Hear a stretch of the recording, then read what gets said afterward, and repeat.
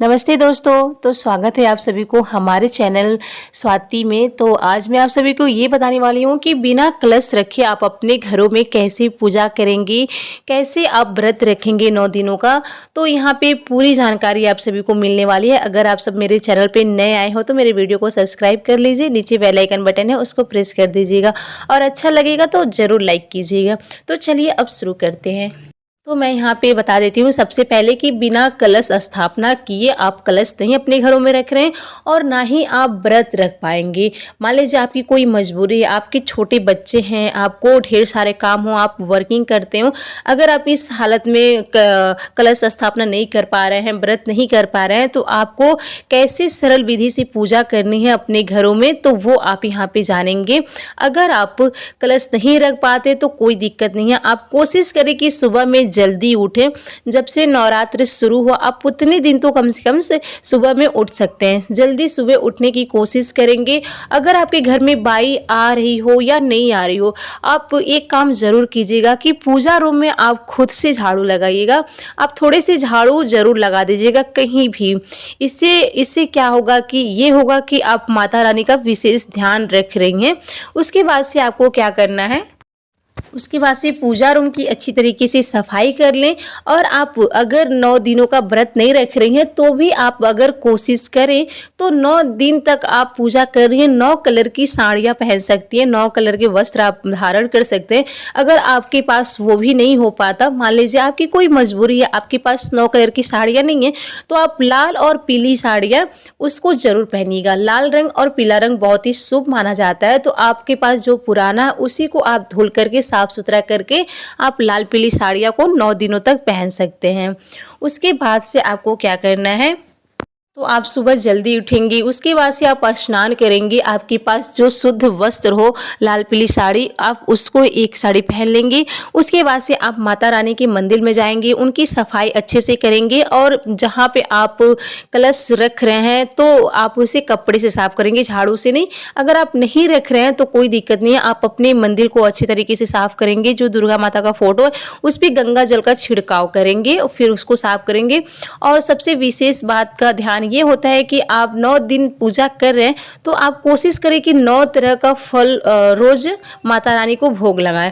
9 तरह के कुछ भी आप भोग लगा सकते हैं अलग अलग। अगर आपसे ना हो पाए तो कोई दिक्कत नहीं है, आप कोई सा फ्रूट, कोई सा फल ये भोग लगा सकते हैं। और सबसे खास बात यह है कि माता रानी को जो चढ़ाया जाता है लौंग और इलायची का भोग आप अवश्य लगाएं।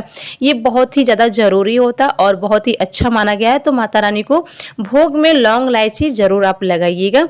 माता दुर्गा रानी को प्रसन्न करने का बहुत ही अच्छा तरीका है। और उन्हें आप चाहे तो गुड़हल का माला बना सकते हैं उनके लिए, दुर्गा माता जी के लिए गुड़हल का माला आप उनको रोज़ पहना दीजिए। जो भी आप गुड़हल का फूल बना रहे हैं उनको माला रोज़ पहनाइए और रोज़ निकाल दीजिए। अगर आप सुबह में पहना रहे हैं तो ठीक है, वरना आप शाम को भी पहना सकते हैं गुड़हल का माला और उन्हें एक गुड़हल का पुष्प भी चढ़ा दीजिए। उसके बाद से आप धूप अगरबत्ती जो भी कुछ चढ़ा रहे हैं माता रानी को चढ़ा सकते हैं। उसके बाद से आपको यहाँ पे क्या करना है, जब पूजा आपको थोड़ा ख़त्म हो जाए, धूप अगरबत्ती ये सब जला लें, उसके बाद से आपको दुर्गा पाठ ज़रूर करना होता है। दुर्गा पाठ बहुत ही ज़्यादा इम्पॉर्टेंट होता है। जब नवमी जब ये होता है नवरात्रि के समय में दुर्गा पाठ आपको ज़रूर करना होता है। दुर्गा पाठ इसमें 13 अध्याय है, तो आप चाहे तो 13 अध्याय रोज पढ़ें या तो आप 9 दिन में 13 अध्याय को समाप्त कर दें, एक एक अध्याय करके। क्योंकि ये कहीं किसी अध्याय में छोटा है, कोई बड़ा है, तो इस तरीके से है। लेकिन नियम तो यही है कि 13 अध्याय रोज पढ़ना 9 दिन तक। तो आप 9 दिनों में 13 अध्याय को ख़त्म कर लीजिए अगर आपके पास टाइम ना हो तो। अगर आपसे ये भी नहीं हो पाता है तो आप दुर्गा चालीसा रोज़ पढ़िए। रोज़ आप दुर्गा चालीसा एक बार पढ़ लीजिए, वो भी दुर्गा माता उससे भी प्रसन्न हो जाएंगी। उसके बाद से जब आपका पूजा समाप्त हो जाए, जब आप अध्याय पढ़ लें या दुर्गा चालीसा पढ़ लें, इन दोनों में से कोई सा भी पढ़ लें जब आप, उसके बाद से आप आरती ज़रूर करें दुर्गा जी की। आपको आरती करेंगे तभी आपका पूजा संपन्न माना जाएगा। तो आप यहाँ पे जय अम्बे गौरी का भी आरती कर सकते हैं या तो अम्बे तू है जगदम्बे काली, इसका भी आप आरती यहाँ पे कर सकते हैं। अगर आप चाहे तो हवन भी कर सकते हैं लास्ट में, या तो आप हवन कर लीजिए। यहाँ पे कोई ज़रूरी नहीं है कि आप रोज़ हवन कीजिए। आप चाहे तो 9वें दिन जब लास्ट अंत खत्म होता है, आप उस दिन भी हवन कर सकते हैं, या तो आपकी श्रद्धा अनुसार आप रोज़ करना चाहते हैं तो आप रोज़ कर लीजिए। अगर आपसे हवन नहीं हो पाता है तो आप दोनों टाइम टैबलेट वाली जो अगरबत्ती होती है उससे आप यहाँ पे आरती दोनों टाइम कर सकते हैं, अगर आपसे हवन नहीं हो पाए तो। लेकिन आप कोशिश कीजिए कि लास्ट वाले दिन हवन ज़रूर करें। उसके बाद से जो कलश रख रहे हैं उनको बहुत विशेष बातों को ध्यान में रखना होता है और बहुत सारी बातों को ध्यान में रखना होता है। में बहुत कुछ ऐसे होते हैं कि जिसका पालन करना पड़ता है, छोटी छोटी गलतियों से परहेज करना पड़ता है। तो यहाँ पे जो 9 दिन का कलश रखते हैं उनको अखंड ज्योति जलाना होता है, मतलब कि आपको दिया आपका वहाँ का बुझना नहीं चाहिए। जो दुर्गा जी के पास कलश के पास आप दीपक कलश के ऊपर जलाएं वो दीपक बुझना नहीं चाहिए। सुबह से लेके शाम तक यानी कि 24 घंटे तक, सुबह शाम ने 9 दिन पूरे दीपक नहीं बुझना चाहिए, क्योंकि अखंड ज्योति वहाँ पे जलती बहुत ही जरूरी होता है, अखंड ज्योति जलाना। और जो कलश नहीं रख रहे हैं उनके लिए तो अलग बात है, आप वहाँ पे सुबह शाम आप दीपक जला सकते हैं। अगर जो कलश नहीं रख रहे हैं उनको सुबह शाम दीपक आप जला दीजिए, वो 2 घंटे 3 घंटे चाहे जितने देर वो जले वो आपके ऊपर डिपेंड है। आप जितना उसमें ऑयल डालेंगे उतने देर तक वो जलने वाला है। लेकिन जो कलश रख रहे हैं उनको अखंड ज्योति बहुत ही ज़्यादा ज़रूरी होता है और ये जलाना भी चाहिए। अगर आपके पास ना हो पाए, आप 24 घंटे दीपक नहीं जला पा रहे, अखंड ज्योति नहीं जला पा रहे हैं, तो आप कलश रखिए ही मत। मैं तो यही बताऊंगी आप सभी को कि आप कलश मत रखिए, ऐसे दोनों टाइम दीपक जला करके आप पूजा कर लीजिए। क्योंकि माता रानी को कभी अंधेरे में नहीं रखना चाहिए जब आप कलश रख रहे हैं, तब खासकर बात ये है। तो आप कलश रखिए ही मत अपने घर में, मैं तो यही कहूँगी। अगला सवाल ये है कि अगर आप 9 दिनों का व्रत कर रहे हैं तो क्या आपको कलश रखना ज़रूरी होता है कि नहीं होता है। तो मैं यहाँ पे बता दूं कि आप 9 दिनों का व्रत कर रहे हैं तो ये कोई ज़रूरी नहीं है कि आप कलश रखिए। ये आपके श्रद्धा के ऊपर डिपेंड करता है कि आप कलश रखना चाहती हैं कि नहीं रखना चाहती हैं। अगर आप कलश रख रही हैं तो आपको 5 साल तक लगातार कलश रखना होता है, आपको बीच में छोड़ना नहीं पड़ता। अगर कोई मजबूरी, बहुत बड़ी मजबूरी आ गई तो आप उसमें छोड़ देंगे तो कोई दिक्कत नहीं है, लेकिन 5 साल तक आपको लगातार कलश रखना होगा। तो यहाँ पे पहली बात ये, अगर आप 2 दिन का व्रत रख रहे हैं तो इसमें कोई ज़रूरी नहीं होता है कलश रखना, आपकी श्रद्धा के ऊपर है। जो 9 दिन वाले हैं श्रद्धा के ऊपर है, कलश रख भी सकते हैं और नहीं भी रख सकते हैं।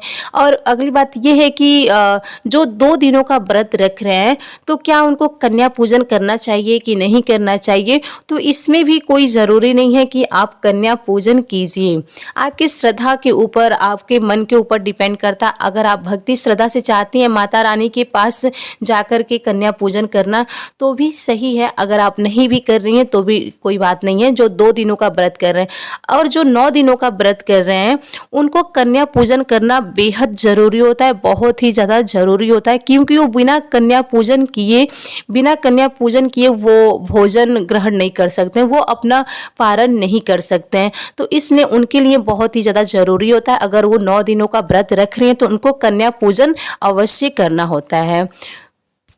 तो मैं यहाँ पे आप सभी को बता दूं कि बहुत सारे लोग लौंग से माता रानी को आरती दिखाते हैं, तो ये गलती बिल्कुल ना आप करें। माता रानी को लौंग से आरती नहीं दिखानी चाहिए। अगर आपके घर में ये परंपरा बहुत सालों से चलता आ रहा है तो आप कर सकते हैं, लेकिन लौंग से आरती नहीं दिखाना चाहिए। आप लौंग प्रसाद के तौर पे माता रानी को भोग लगा सकते हैं। लौंग, इलायची, जो भी फल फ्रूट है आप भोग में लगाइए, ड्राई फ्रूट लगाइए। उसके बाद से आप 2-3 मिनट के बाद से उस प्रसाद को उठा करके खा लीजिए और अपने घरों में सभी लोग में वितरित कर दीजिए। और उसके बाद से अगर आप प्रसाद छोड़ देंगे तो वहाँ पे चींटियाँ लगने लगेंगी और इधर उधर वितरित हो जाएगा, तो अपमानित होता है। इस वजह से आप प्रसाद को उठा लीजिए, उसे खा लीजिए और अपने घर में भी सबको दे दीजिए। और जहाँ पे आप कलश रखे हुए हैं वहाँ पे आप झाड़ू बिल्कुल मत लगाइए, वहाँ पे आप किसी कपड़े से अच्छी तरीके से उनकी सफाई कर लीजिए साइड साइड से।